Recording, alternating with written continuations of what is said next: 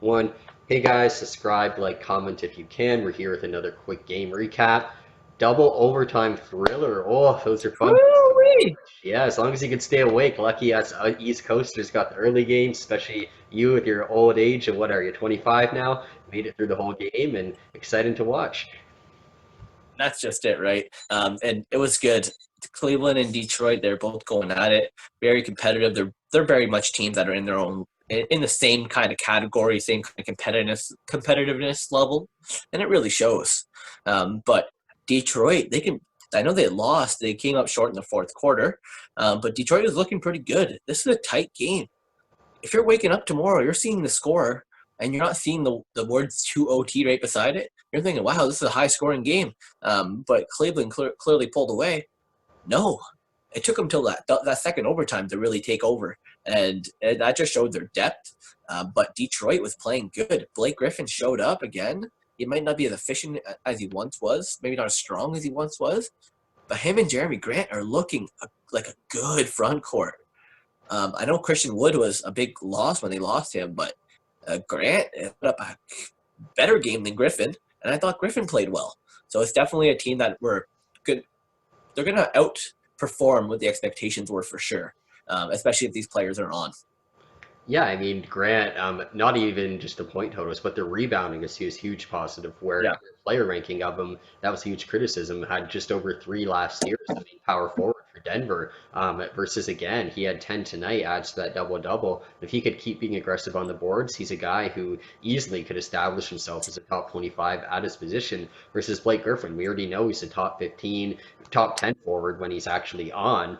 So that's not something they're going to struggle with. Derrick Rose, obviously a guy who normally in the clutch does come up big. Unfortunately, didn't this time versus in Cleveland. They have guys like Colin Sexton who put up the great game down the stretch. showed up. Yeah, what do you have? 31, 32 points and shot super efficiently Yep. as well. Darius Garland adds over 20 as well. 12 assists Yeah, great from start. Garland. 12 Yeah, assists. great start to the season for through both games for Garland. Cedi Osman also has 22 Yep. off the bench. So he's a guy who Yep. slowly is still super young. LeBron liked him when he was back there, kept him around for a reason. So him too, he's obviously going to be a good piece. Obviously Love didn't have a great game, but he did what Kevin Love does. So He no, played pretty good in the overtime periods. He yeah, played. He hit a shot.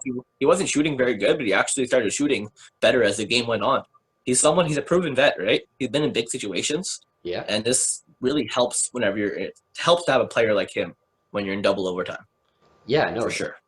absolutely. And I mean, going back to, or sorry, not going back to, but remaining on Cleveland, we mentioned it too off air with JaVale McGee fouling out in what is it, 13 minutes of play? That's not something that, 14, but yeah, yeah, 14 minutes of play. I mean, we spoke about it with Howard too, with the four rebound or four fouls in 15 minutes. Great to be aggressive, but this I is mean, worth. yeah, you gotta be reasonable, especially in 15 minutes of play. You can't foul out, especially when your team's Simmer it down. yeah, definitely. And Detroit, like they didn't need him to be that aggressive. They have a pretty good front court to begin with. Like he's yeah. there to provide good defense. But yeah, man, you gotta watch it. This is a close game. A couple of those fouls that he got could have been a difference maker, and having him in that second overtime could have been great. They could have gave Drummond a breather. So no, McGee's got to definitely watch that because under 15 minutes, that's tough, especially if Drummond does go down with injury at one point and he's taking on a bigger role. Yeah, definitely. And I mean, a great note too for a guy like Blake Griffin playing 44 minutes and looking good for the most part. And two, like Delon Wright, like you said, who they're almost Delon Wright, love him.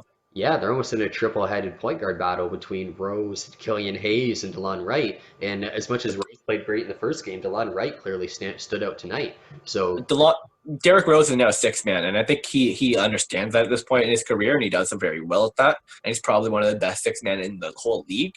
I put him right up there with Norm Powell and Lou Williams and Montrezl Harrell when it comes to the top six men in this league.